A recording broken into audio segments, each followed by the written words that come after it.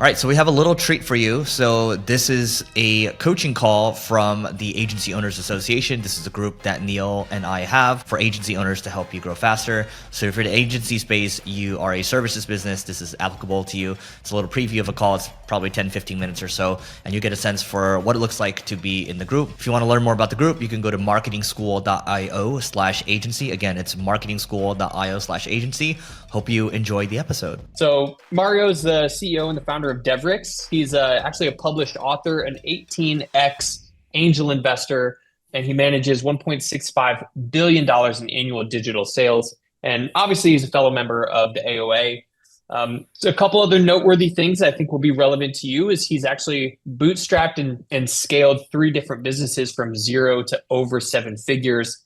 He's sold businesses, led over 10,000 hours of training and consulting over the past 20 years. He's an investor, an advisor, and actually an angel investor in 18 different startups. So please give your full attention to Mr. Mario Peshev. Welcome, dude. Oh man, that sounds, no pressure, right? Well, hey everyone. First off, thanks Austin for the intro. Definitely super presentable. No worries, I'm not really surprised you're dealing with community management and stuff. You can make everyone shine bright like a diamond. So that's kind of what you did here as well. So thanks for that. So yeah, first, kind of as a heads up, everyone, you've probably seen me on other calls with Eric and Neil and kind of the group. I want to make sure, this is not like a coaching moment, the God came from the heavens and started with the 10 amendments or any of that, right? So just want to make that crystal clear. I'm going to share some of my learnings and kind of my experiences and kind of lessons I've learned along the way. I happen to be involved in kind of different, again, initiatives related to M&A. Right now, I'm involved in a pretty big transaction with private equity for one of the businesses I work with. I'm acquiring businesses, I'm a Flip ambassador, and some of the other things that Austin also mentioned. So if any of that is of interest to you, please kind of drop it in the comments, and it's something that we can chat in the Q&A section as well. So just pick whatever makes sense to you, and I'm going to try to keep it within, let's say, 20-ish minutes so that there's enough time for Q&A afterwards. So yeah, that's pretty much it. Let me just find my screen, and I'm going to present some form of a deck in a way. All right, cool. So I haven't done like a super heavy deck or so, just drafting some notes so that I can follow through based on kind of what I also posted in the group. So I'm going to kind of drop it over here. So yeah, Austin did a demo of kind of roughly what I'm involved with. So I'm not going to repeat that. DevriX is one of the agencies I'm famous for. I also have other companies and kind of equity in different businesses. I'm only enumerating that if you find something that's for yourself, like if you're interested in investing. I'm an ambassador for Sibling. In M&A, I work with Flippa. I have a bunch of different investments myself. So, just outlining some points if there's anything that you'd like to ask, and kind of drop some questions or mention after the call afterwards. One of the things I often and kind of frequently talk about is I am a passionate educator. Like most of the podcasts I hop on lately, I'm trying to kind of bridge the gap between entrepreneurship and education. So this is kind of becoming more or less my mission in life. This is something that I'm getting super passionate about.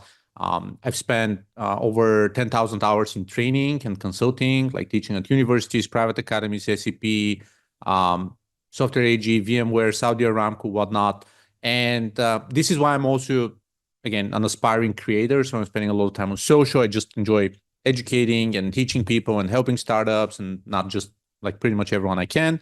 So kind of my mission in life is making enough money so that I can do education and helping people out, because it's not free and I can't get exposure without money. So that's kind of the vicious cycle I'm kind of busy with, more or less.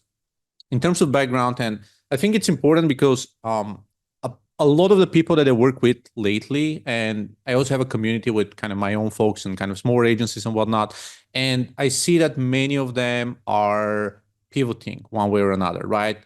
They've been doing design or SEO services, link building, WordPress development, or kind of just site building activities and whatnot. And right now, in the era of AI and with everything else that's happening out there, helpful content updates on the Google Send, limited reach on organic social, and pretty much everything that we've been seeing over the past year and a half or 2 years on the digital ecosystem, many of them have been trying to pivot, move into new markets, develop new digital services. niche down and whatnot. And kind of my mission is, or kind of what I'm trying to do here is spark some ideas and, perhaps form some level of inspiration or anything that may say, hey, I've been thinking of what should I do next, or what's probably going to help the market right now, or what's in demand right now, or how to source the market, how to talk to the market, how to connect with potential clients, what are open niches or opportunities. And kind of this is why I'm also starting with the story and more or less going through the company story and my own background. So personally, as a kid, I was a nerd, young, literally a kiddo tech nerd. My education is in tech. I studied software engineering as of high school and college, kind of university, even though I never graduated at the end of the day. Always been a digital savvy person. I've worked with like computer co-ops and doing all sorts of crazy stuff before, right in the early era of computers. So I started in media companies, in tech, kind of jumped into freelance, made my first hire, and that's how I grew into a responsible adult. So the reason I'm mentioning that is I've always been in tech. Like this is something I'm passionate about. I've been a fairly early adopter in technology. It's really hard for me to just go in a different field. I've tried several times to work in different ecosystems. I worked in a pretty exciting real estate startup once, kind of a Boston Stars one. Tech-wise, it was amazing, but I was just not passionate about the industry. So one of the things I want to mention over here is when you do your pivots and when you kind of switch to something or want to scale, definitely make sure you have your ikigai set up properly so that whatever you push into, make sure that it's in the right direction. I just cannot stress that enough. Lots of people say, hey, I'm running a tech agency because software engineering is cool. It pays a lot of money, high rates, but then it's grueling, hardcore, tricky, crappy work. And I want to make sure that you don't do stuff just for the money, because I've been there a couple of times and it's not pleasant. In March, I sold, that's again, just for context, I sold a Shopify SaaS startup. I was hired as an external CEO. So I started as an advisor. There were some changes in leadership. So I was offered the interim CEO role. Eventually, it turned into a kind of, full-time or permanent CEO role. And I immediately jumped into the M&A conversations in order to sell it. I sold it to Shop Circle. I think their fund has $160 million or so. And I couldn't be happier because they're dealing with e-commerce, and I'm not really an e-commerce person, right?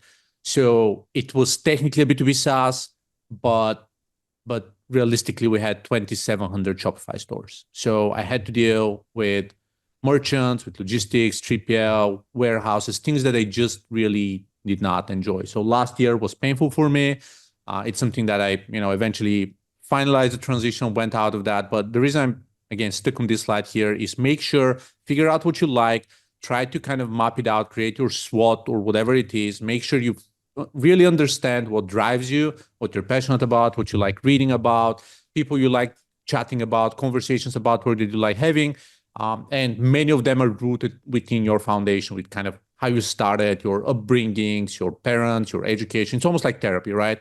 Whenever you go to therapy, they start with, hey, let's start with your childhood.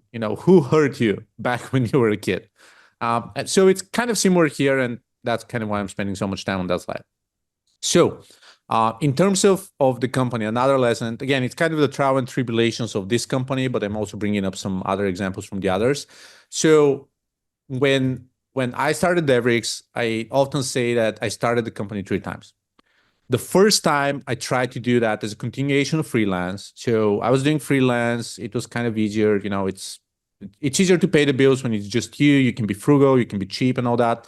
I tried with only spending my time, and it was painful. I was going to go out of business then. I really sucked, and I'm going to talk about scope creep in a little bit. Then I joined that real estate job that I mentioned. It was very well paid, kind of VP of engineering type of role. Again, great, well paid startup. So I was, spending 10 hours a day there, and then another 3 to 4 hours on the business, and just trying to fund it with money and pay a couple people to actually get the job done.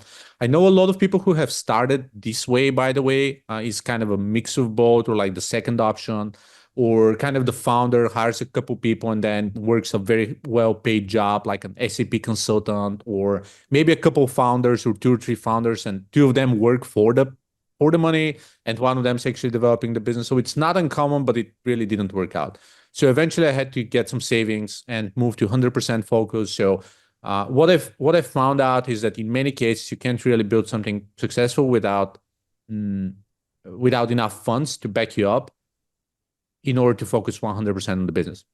And I know that many of you already have, let's say, businesses making 3, 4, 500,000, maybe $1 million, 1.5 or so. So you've already been through that route. But again, it's a constant reminder that when you're doing a pivot, and I'm going to talk about pivots here again, the pivots that we're doing right now, the last one and some of the services I'm going to bring up at the end, we had to spend about $700,000 just shifting to these types of services. So it was an investment unless we had that, amount of money just saved for reinvesting. It's not something that would have been easier to do, because essentially it means that you need to create a separate department like an R&D, strategic labs, or whatever it is, and get them to build a separate line of business, and then retrain your people and slowly, gradually transition, and then reduce both the profitability and the efficiency of your current teams, and all that's kind of adding up, and that's what makes it so tricky to kind of make work.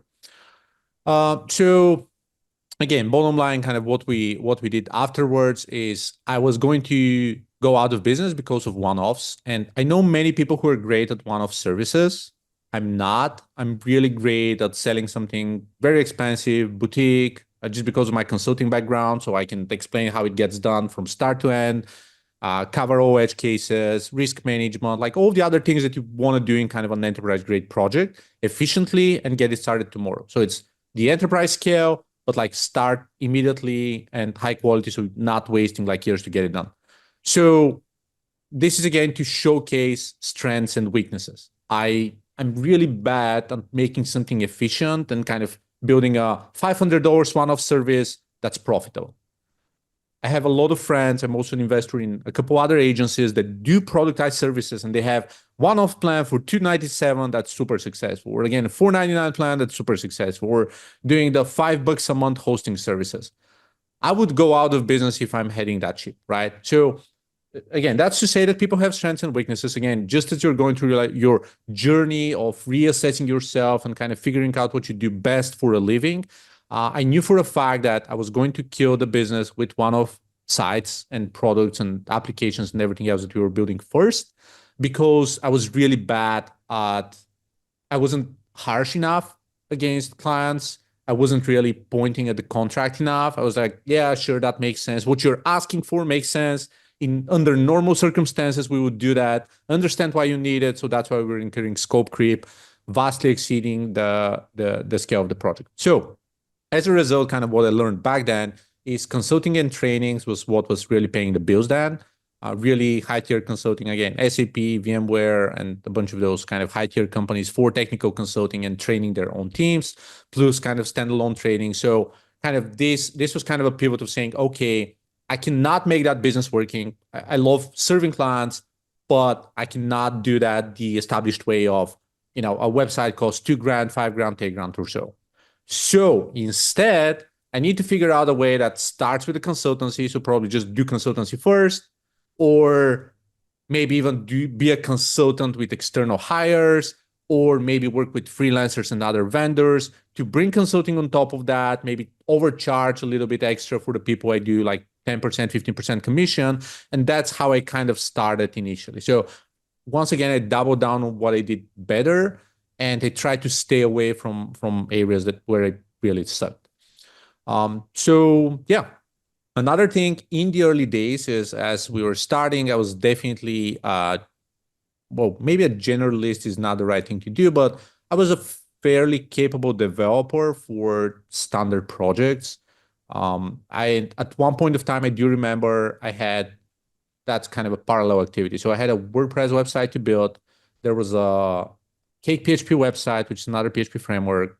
I had a C++ application for mines, miners actually shipping gold with the cards.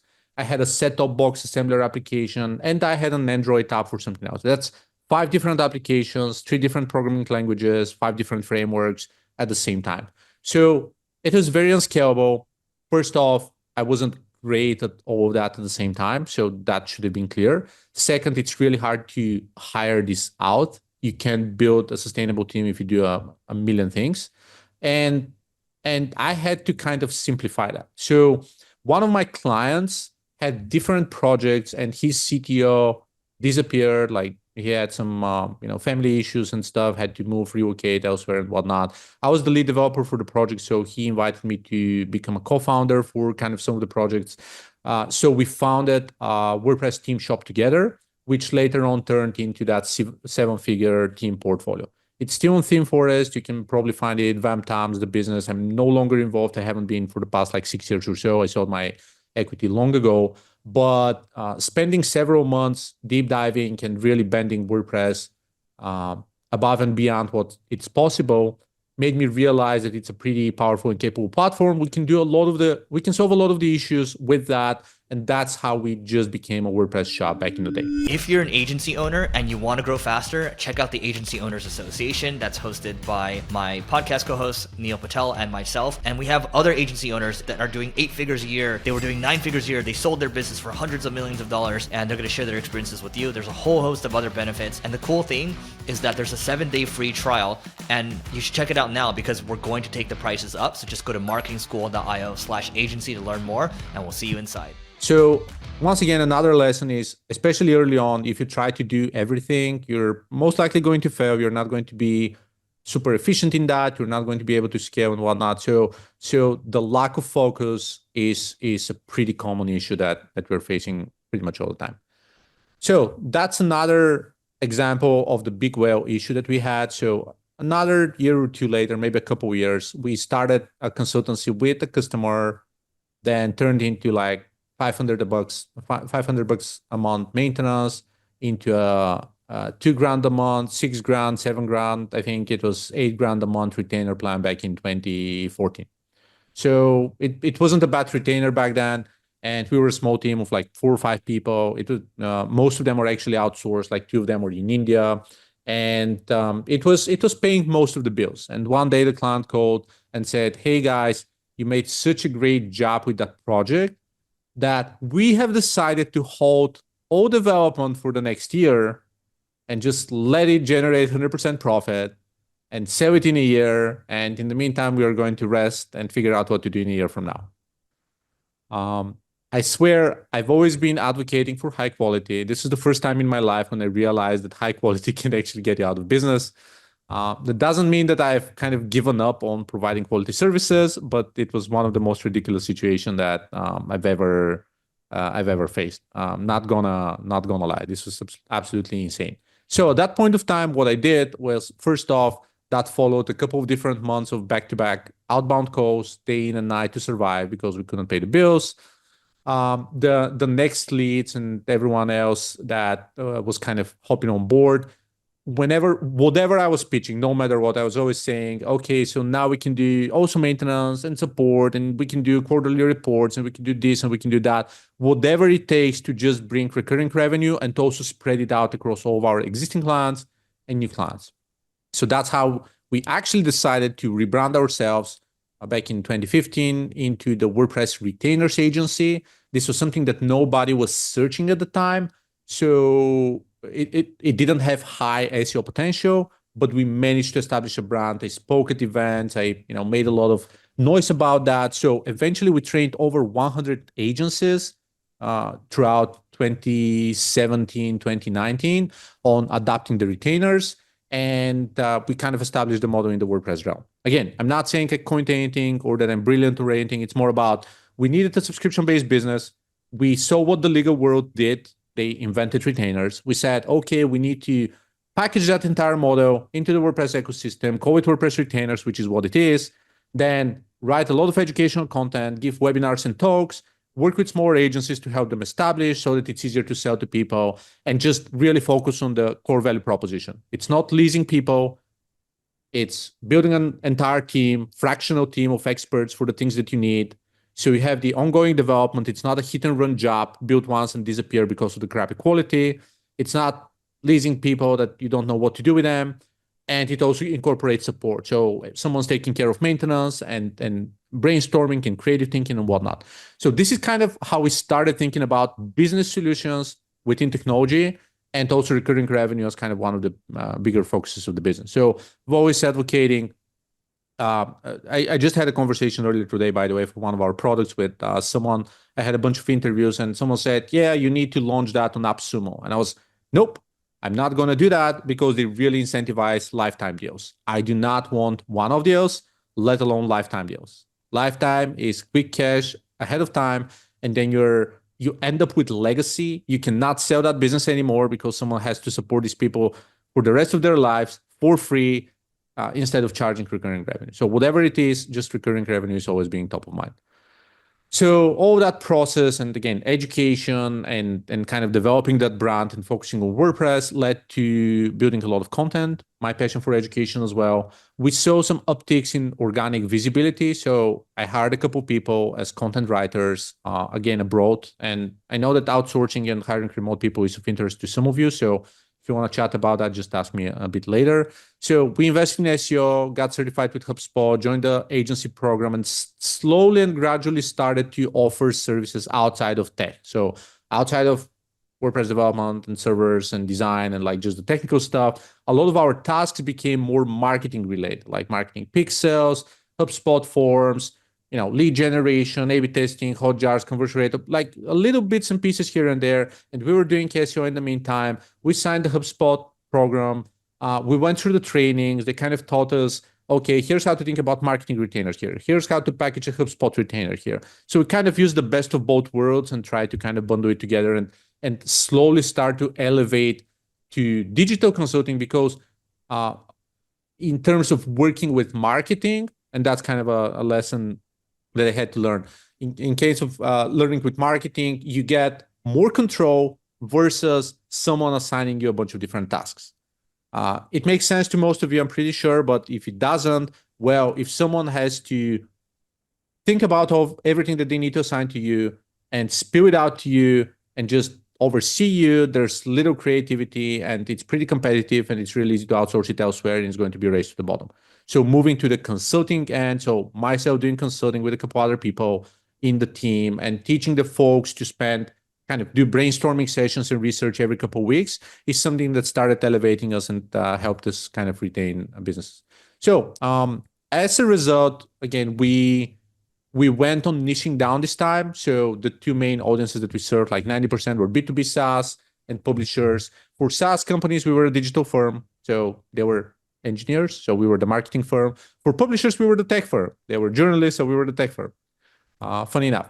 So the result of that, working with two specific niches, we actually outlined some clear winners. We accomplished several migrations, build outs, and scale ups for right now about 12 publishers, over 100 million monthly views, which is pretty cool scale wise.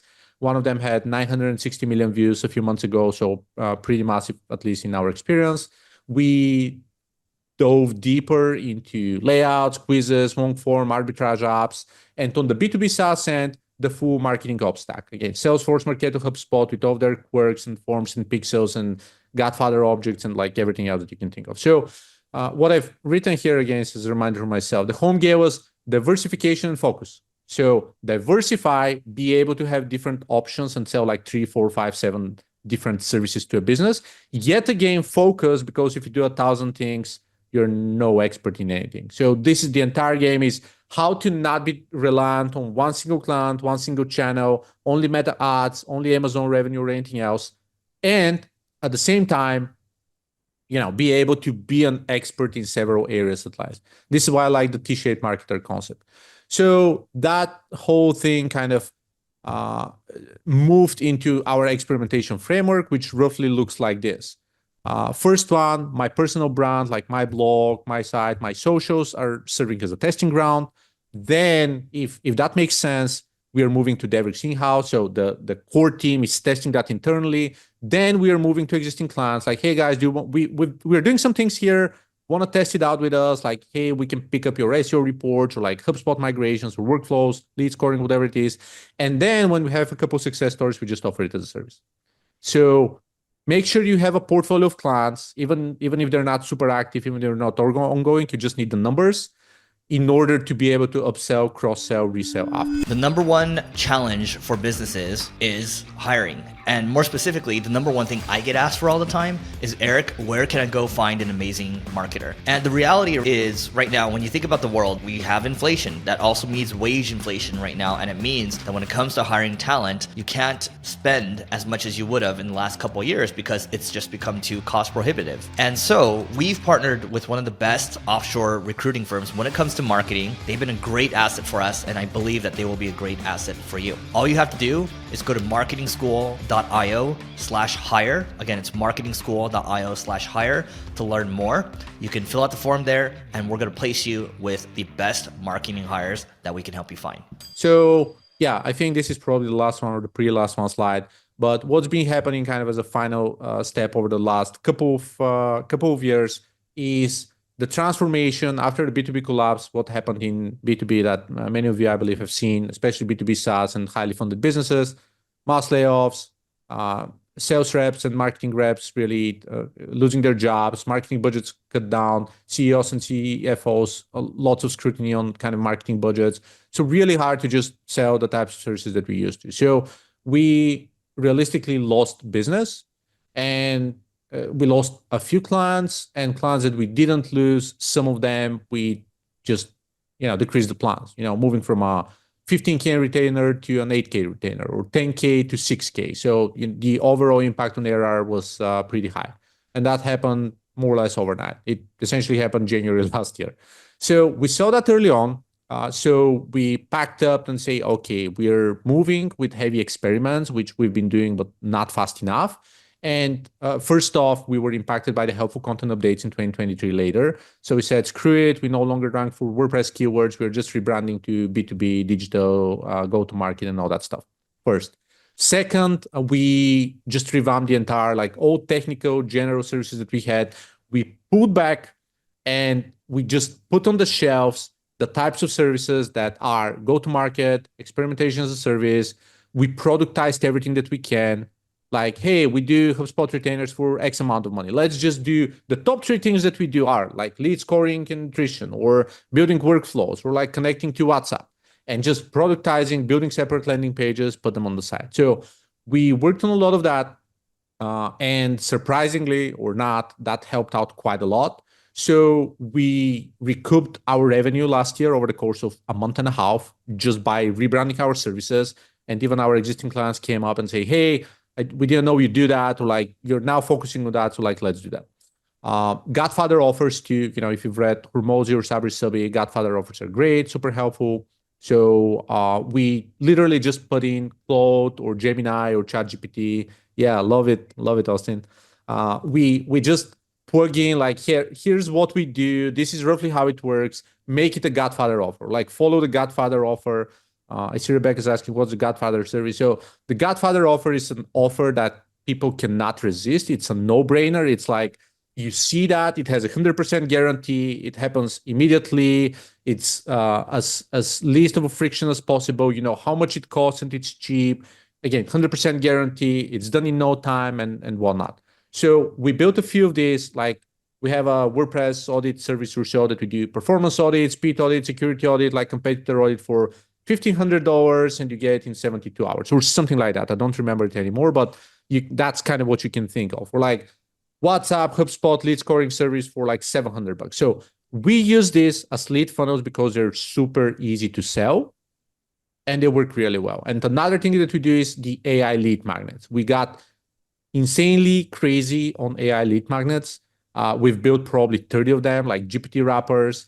We built 5 different micro SaaS services that we, kind of sell as products and also use internally, and also just use as a consulting kind of low ticket offer. And yeah, we're, in terms of next steps, we iterate really fast. We launch new things every month, and we're trying to stay afloat and kind of figure out what the business needs.